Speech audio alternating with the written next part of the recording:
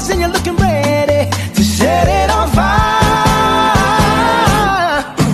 Come on and cha-cha-cha with me, and I'ma cha-cha-cha with you tonight. I like it like that, she working that back. I don't know how to act. Assalamualaikum warahmatullahi wabarakatuh. Waalaikumsalam warahmatullahi wabarakatuh. Selamat pagi anak-anak. Pagi, Bu. Di pagi yang cerah ini, sebelum memulai pembelajaran, alangkah lebih baiknya kita berdoa terlebih dahulu. Adakah yang mau memimpin berdoa? Saya, Bu. Oke. Bunga, silakan memimpin. Ayo. Teman-teman, untuk memulai kegiatan model pagi hari ini, berdoa dimulai.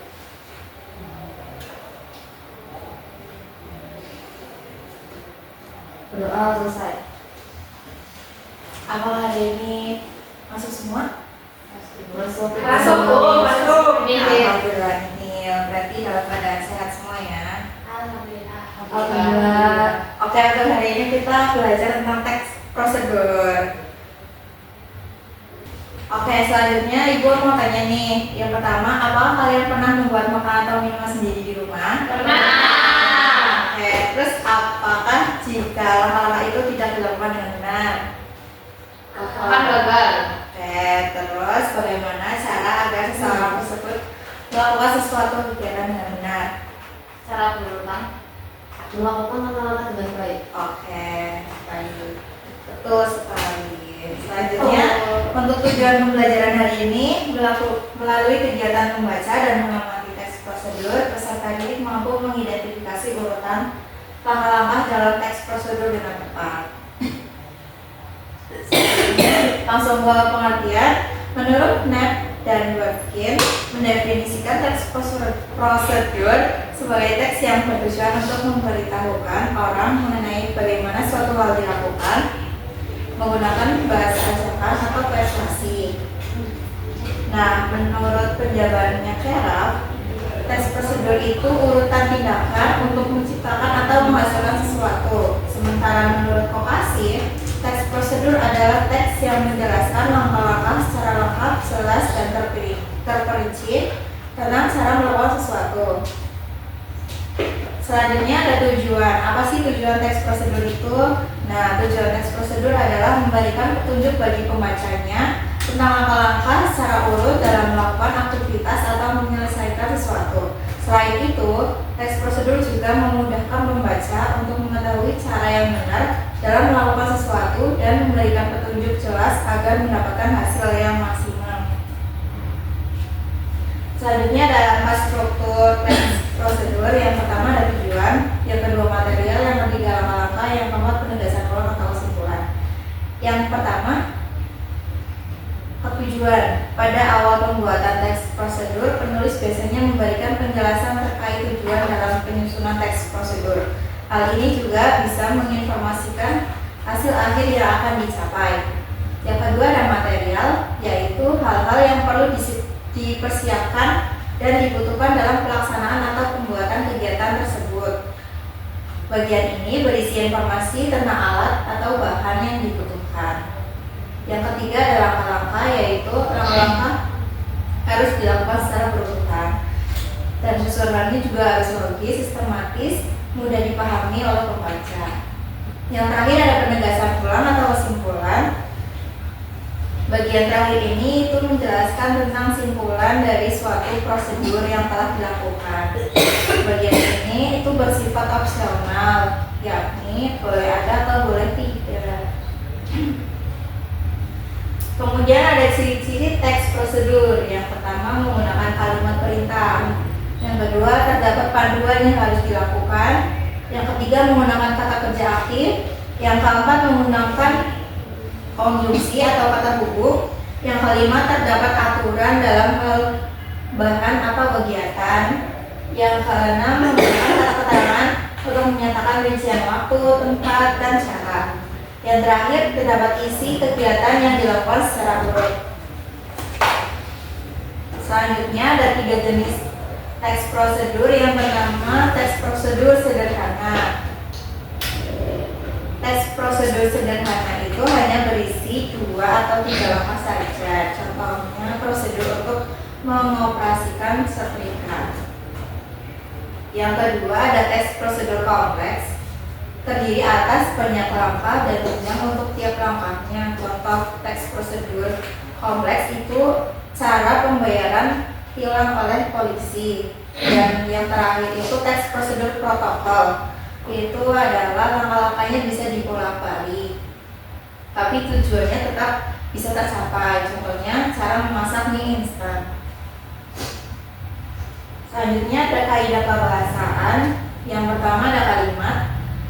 Pada teks prosedur, kalimat-kalimat yang digunakan dapat dikategorikan dalam 3 bagian. Yang pertama, kalimat imperatif atau kalimat perintah. Kedua, kalimat deklaratif atau kalimat memberikan informasi. Ketiga, kalimat interrogatif atau kalimat untuk mencari informasi dengan memberi pertanyaan. Yang kedua ada konjungsi. Konjungsi juga sering kita sebut sebagai kata penghubung. Dalam teks prosedur, konjungsi yang kita bahas terdiri dari 2 macam, yakni konjungsi persyaratan atau penghubung yang menyatakan syarat. Yang kedua ada konjungsi temporal, penghubung yang menandai urutan waktu. Dan yang ketiga, numeralia, pilihan yang bisa digunakan selain menggunakan konjungsi, kata bilangan yang digunakan untuk mengurutkan langkah-langkah dalam teks prosedur. Misalkan pertama, kedua, ketiga, dan seterusnya. Kaidah kebahasaan yang keempat ada pronomina. Pronomina atau kata ganti digunakan untuk menggantikan orang atau benda. Berdasarkan fungsinya menggantikan orang atau benda, pronomina dibagi menjadi 2 macam. Yang pertama pronomina petunjuk dan kedua pronomina persona. Selanjutnya yang terakhir ada verba. Kaidah kebahasaan yang terakhir dalam teks prosedur adalah verba atau kata kerja. Verba dalam teks prosedur terbagi menjadi 2 macam, yakni verba material dan verba tingkah laku. Contoh cara membuat telur gulung. Yang pertama ada alat dan bahan. Bahannya ada telur ayam, tusuk sate, minyak goreng, garam.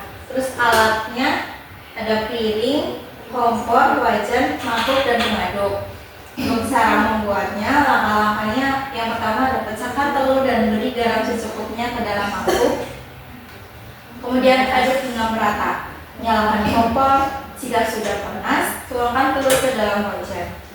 Gunakan tusuk sate untuk menggulung. Bila sudah matang, angkat lalu tiriskan.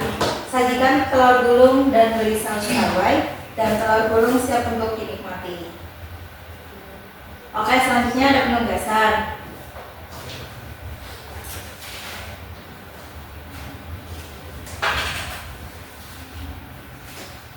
Di sini Ibu terdapat 2 KPD, jadi karena ini 10 siswa, kita bagi jadi 2 kelompok ya, 5 anak. Dan di sini Ibu sudah menyediakan apa ini?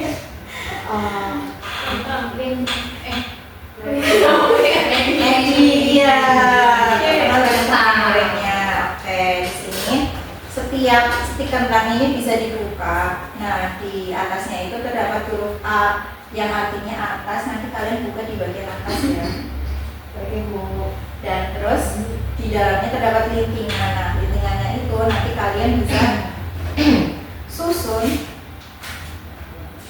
Nah, terus di sini itu ada cara membuat kentang goreng. Sudah ada petunjuk pengerjaannya, bisa dilihat nanti dan dibaca. Sebelum menempelkan harap dicermati dulu ya, langkah-langkahnya itu sudah benar apa belum. Oke, ini Ibu bagi ya.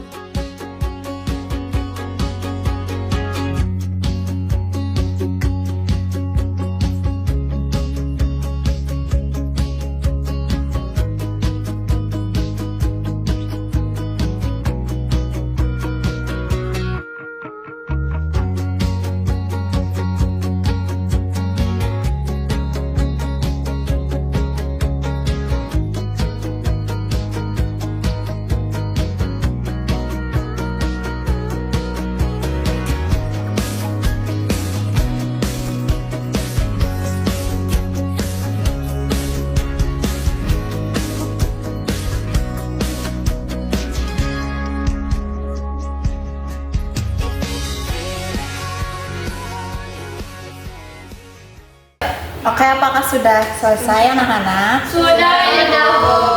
Boleh salah satu untuk membacakan hasilnya. Salah satu kelompok saja dan salah satu anak. Perkenalkan, nama saya Kalista Naiswari dari kelompok 1 akan mempresentasikan hasil diskusi kami mengenai teks prosedur. Cara membuat kentang goreng. Pertama, siapkan kentang pisau, talenan, dan minyak goreng. Kedua, kupas kulit kentang hingga bersih. Ketiga, cuci kentang menggunakan air mengalir. Keempat, potong kentang berbentuk memanjang. Kelima, panaskan minyak goreng dalam wajan. Keenam, masukkan potongan kentang ke dalam minyak panas, lalu goreng hingga berwarna kuning keemasan. Ketujuh, angkat dan tiriskan kentang yang telah matang. Dan yang terakhir, ke-8, sajikan kentang goreng di atas piring dan siap dinikmati. Oke, terima kasih Kalista. Yeay. Oke, ini apakah jawabannya sudah benar anak-anak? Sudah. Oke. Untuk selanjutnya ada kesimpulan. Teks prosedur berisi langkah-langkah yang digunakan untuk melakukan sesuatu kegiatan atau membuat sesuatu. Langkah-langkah tersebut harus disusun secara runtuh dan logis agar tujuan yang diinginkan dapat tercapai dengan baik. Oleh karena itu, ketepatan urutan langkah-langkah sangat penting dalam memahami dan menyusun teks prosedur. Oke, sudah pertemuan hari ini. Oke, sebelum kita tutup, alangkah lebih baiknya kita juga menutup dengan berdoa.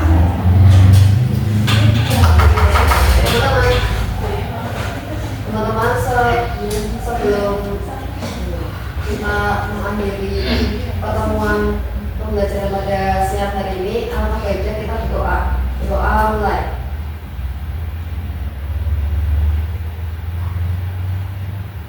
Berdoa selesai.